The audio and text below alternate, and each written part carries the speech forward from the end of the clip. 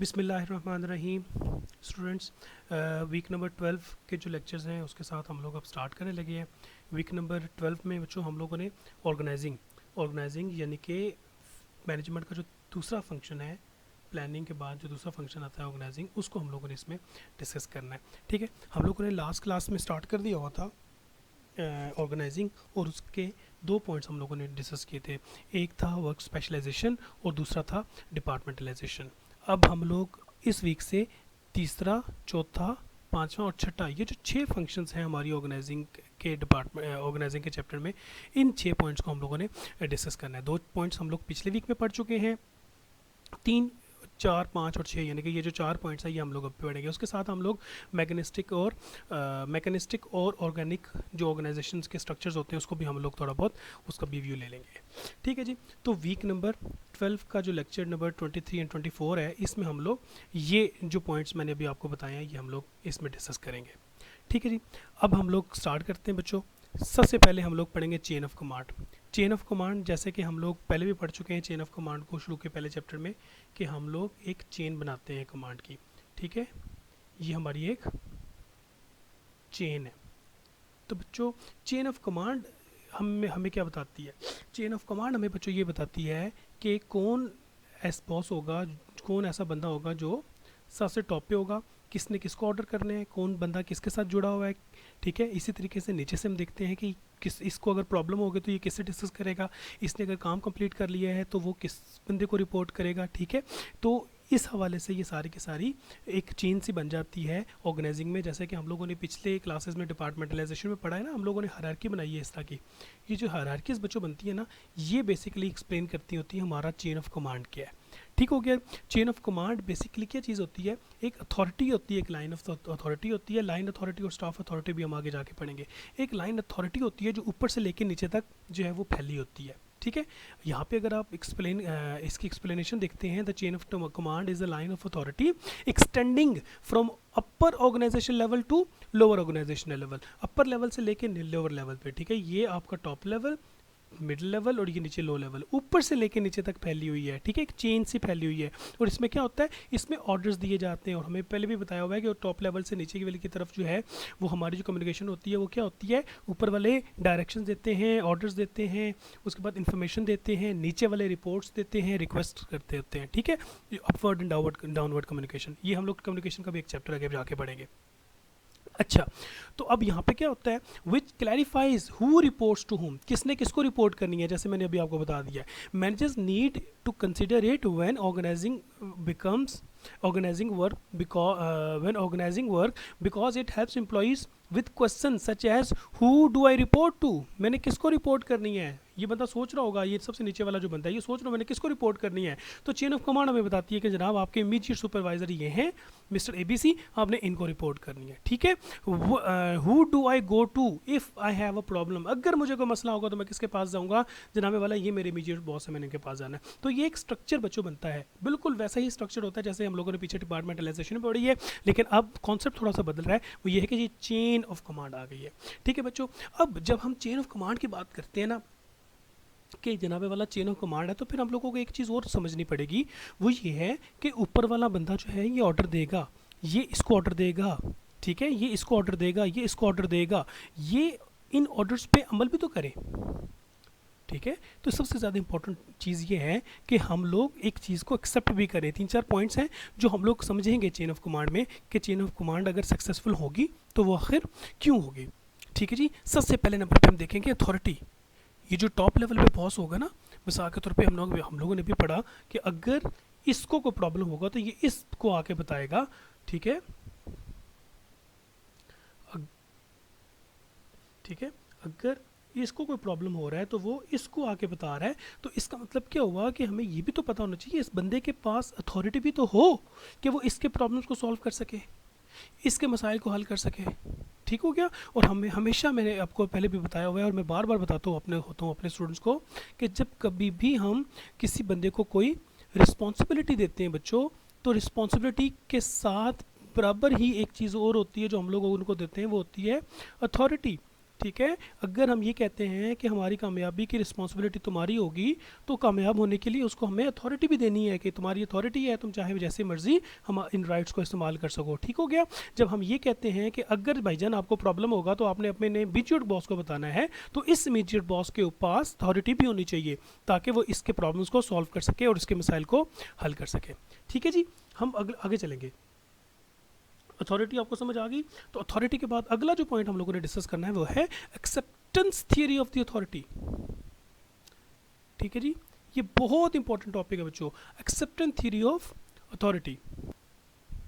वो क्या होता है कि बच्चों top level, middle level, low level, अगर मिडिल लेवल इस लो लेवल वाले ने इसको रिपोर्ट करना है, इसको बताना है, इसके पास हम लोगों ने अथॉरिटी रख दी है, तो एक चीज़ और भी बड़ी इंपॉर्टेंट होती है कि लो लेवल वाला इस बंदे की अथॉरिटी को एक्सेप्ट भी करे, वो माने कि हाँ मैं लोअर लेवल का हूँ, वो मेरा बॉस है, वो मेरा सुपरवाइज़र है, वो मेरा सीनियर है। ये जब तक सबॉर्डिनेट एक्सेप्ट नहीं करेगा, ये लोअर लेवल वाला जब तक एक्सेप्ट नहीं करेगा, इस बंदे की अथॉरिटी किसी काम की नहीं है। ठीक है। तो इसका मतलब ये है कि नंबर 1 इस बंदे के पास अथॉरिटी होनी चाहिए ऊपर वाले के पास, और नंबर 3 नीचे वाले के जहन में एक बात डाल दी जाए कि ये तुम्हारा बॉस है और तुमने इसकी बात को मानना है। You have to accept the authority given to middle manager.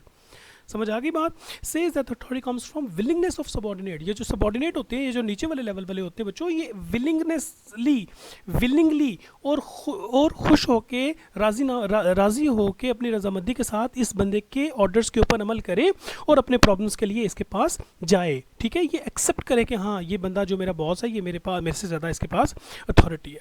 ठीक हो गया जी। नंबर 3 आ जाती है बच्चों रिस्पॉन्सिबिलिटी।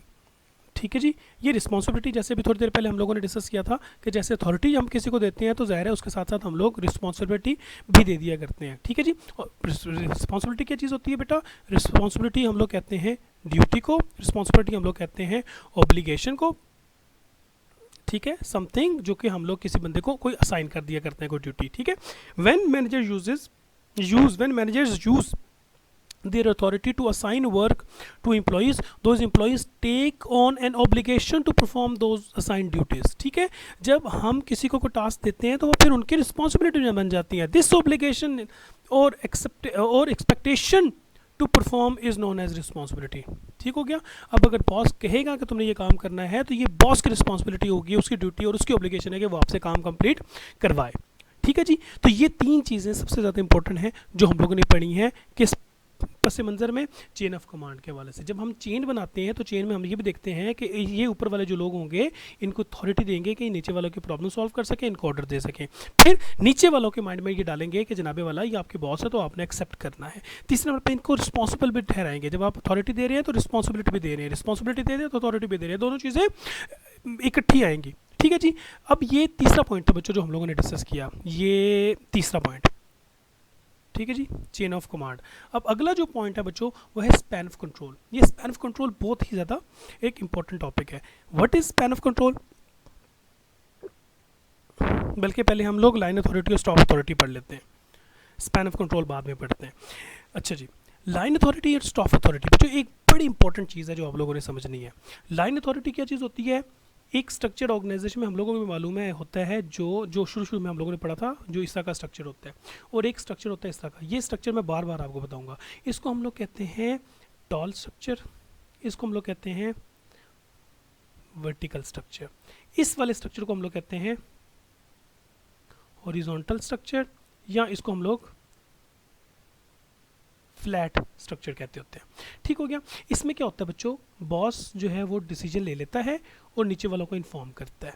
यहाँ पे क्या होता है? बॉस डिसीजन लेने से पहले सब लोगों को इन्वॉल्व करता है डिसीजन मेकिंग के अंदर। ठीक है। ये हम लोग सेंट्रलाइजेशन डिसेंट्रलाइजेशन भी आगे जाके पढ़ेंगे। इस स्ट्रक्चर को हम बार बार डिस्कस करेंगे इस चैप्टर के अंदर। अब यहाँ पे जो लाइन अथॉरिटी होती है ना, वो कौन सी होती है? वो ये वाली होती है। स्टाफ अथॉरिटी ये वाली होती है। क्या मतलब कि जहाँ पे ऊपर से लेकर नीचे तक, नीचे वाले जो है उसमें ऑर्डर्स दे दिए जाते हैं और नीचे से सिर्फ ऑर्डर्स की एक्सेप्टेंस होती है, उसको हम लोग लाइन अथॉरिटी कहते हैं।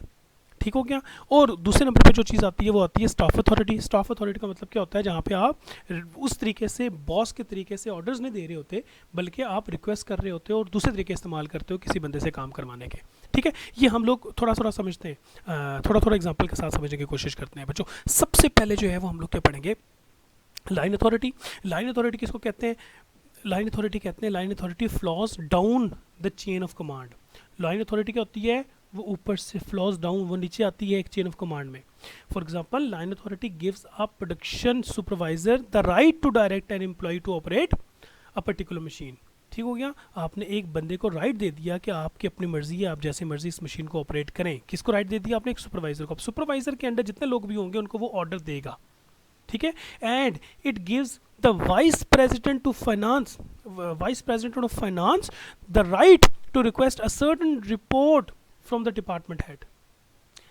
Therefore, line authority gives an individual a certain degree of power relating to performance of an organization task. आप क्या करते हो, एक पावर दे देते हो। टॉप लेवल वाला कहता है कि तुम ये काम करो, यहाँ पे एक बंदे को कहते हैं कि जनाब आप ये काम करो और आपने ये मशीन जो है वो रन करनी है। अब उस मशीन को रन करने के लिए सारी की सारी जो आप कह सकते हो कि पावर वो यूज़ करेगा। अब इसने इसको जो ऑर्डर दिया ना, ये लाइन अथॉरिटी के तहत दिया। अब इसने नीचे जो काम करना है वो सारा का सारा लाइन अथॉरिटी के तहत काम करना है। ठीक है जी। अब मज़ीद लाइन अथॉरिटी में जो है इसकी जो क्लैरिफिकेशंस और इसकी एक्सप्लेनेशंस हैं लाइन अथॉरिटी के बच्चों, वो हम लोग अगले वीडियो में पढ़ते हैं।